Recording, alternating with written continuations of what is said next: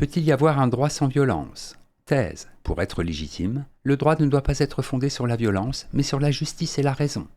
Antithèse. Le droit est toujours celui du plus fort. Le droit n'est effectif que si l'on use de violence pour l'imposer.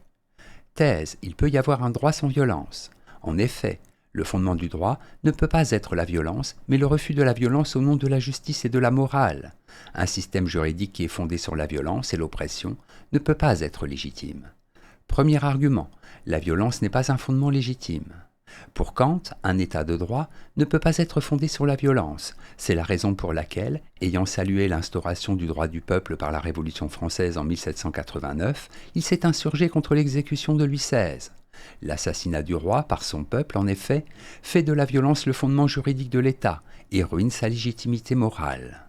Deuxième argument, le droit est un refus de la violence. Le droit est un refus absolu de la violence qui ne peut servir qu'à l'oppresseur, parce que la violence, d'où le droit est sorti, est antérieure à l'établissement du droit, et parce que l'inégalité concrète est entièrement en dehors de la sphère juridique, écrit Sartre dans Cahiers pour une morale. Un droit instauré par une minorité détentrice du pouvoir pour dominer les autres est forcément illégitime. Troisième argument, le droit remplace la violence. Le droit démocratique est précisément un rempart érigé au nom des idéaux de justice et de morale, contre la violence qui règne dans l'état de nature. Dans un état de droit, deux individus qui autrefois se seraient entretués en cas de conflit d'intérêts renoncent à la violence et en appellent au droit, à la raison, pour résoudre leurs différends. En bref, le droit c'est le règlement des conflits par la raison et la morale plutôt que par la force. Un droit qui ferait de la violence son principe est illégitime. Antithèse, il ne peut pas y avoir de droit sans violence. En effet, l'autorité est obligée d'avoir recours à la violence pour faire respecter le droit. Dans la pratique, il n'y a pas de droit juste. Le droit est toujours le droit du plus fort.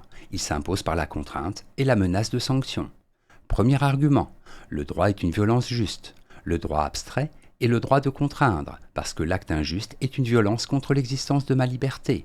Le maintien de cette existence contre la violence est une violence qui supprime la première. Selon Hegel, principe de la philosophie du droit, le droit est effectivement une violence exercée contre l'injustice. Deuxième argument, le droit est le droit du plus fort. Ne pouvant faire que ce qui est juste fût fort, on n'a fait que ce qui est fort fût juste, dit Pascal dans ses pensées. Le droit, même déguisé sous le masque de la justice, est toujours le droit du plus fort. Ainsi, lorsqu'un conflit juridique oppose les États-Unis et l'Union européenne, c'est toujours la puissance économique et la menace de sanctions qui vont faire pencher la balance. Troisième argument, il n'y a pas de droit sans sanction. Aucune autorité, même légitime, ne peut faire respecter dans la pratique le droit sans avoir recours à la contrainte et à la violence.